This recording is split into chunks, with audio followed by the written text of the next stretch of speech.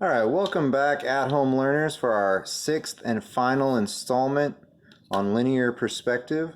This is going to be activity number 6, and as with all activities before, our horizon line will be at 4 1/4 inches.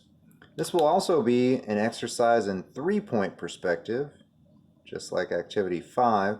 Activity 6 is designed for you to do on your own.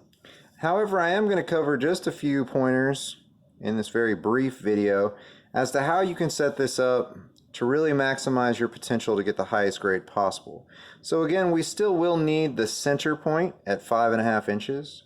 We'll need vanishing point 1, 1/2 inch away from the left edge of the paper, and vanishing point 2, 1/2 inch away from the right edge of the paper. And then of course, because this is 3-point perspective, the third vanishing point will be up at the top of the paper and will be labeled VP3. Now, in this particular activity, the instructions state that there are to be 3 boxes above the horizon and 3 boxes below the horizon. And what I'd like to address with you is it comes down to spacing. So you want to line the ruler up so that it's in alignment with the vanishing point and the center point. And then I'm really not going to measure these per se. I just want them to be long enough and with enough space between them that the lines won't bump into each other. Now, my suggestion for those of you at home is once you have this step done, and you of course can refer to the video for activity 5, I would go ahead and I would draw all of my lines back from the tops and the bottoms at one time. Now, one thing I will caution you against, and you can look at the photograph that I included with this assignment, is remember this is a center point. This is not a vanishing point. Sometimes students in the class get confused and suddenly they are using the center point as a vanishing point. That would technically make it 4-point perspective, and we're simply not going to cover that in this series. So again, as you work your way through this, draw your lines back to the vanishing point. That one kind of got away from me there. If you do have stray marks, clean them up. And so there I have the sides, or the left side, of all 6 of those boxes. And I would of course repeat this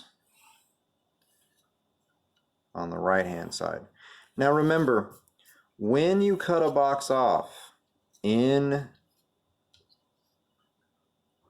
3-point perspective, it needs to be symmetrical. So if I measure 2 inches on this side, I will again measure 2 inches on this side. However, the sides of the box are not straight up and down. They must slope to the third vanishing point. If they don't slope to that vanishing point, ladies and gentlemen, it is not in correct perspective. And then I would continue on drawing the sides up the paper. Remember again, to put the top or the bottom on in 3-point perspective is the same as in 2-point perspective, where the lines are crossed. So in this instance, I'm going to line up the corner and vanishing point 1, and I'm simply going to draw until I touch the box that's above it. All right, so this will conclude my little intro into activity 6. I'll be interested to see what you do at the house. Again, you can refer to the attached example image, but this one's really designed for you to prove to me that you understand how to execute 3-point perspective. Good luck to you all at home. I can't wait to see your work, and I'll see you in the next video on the next assignment.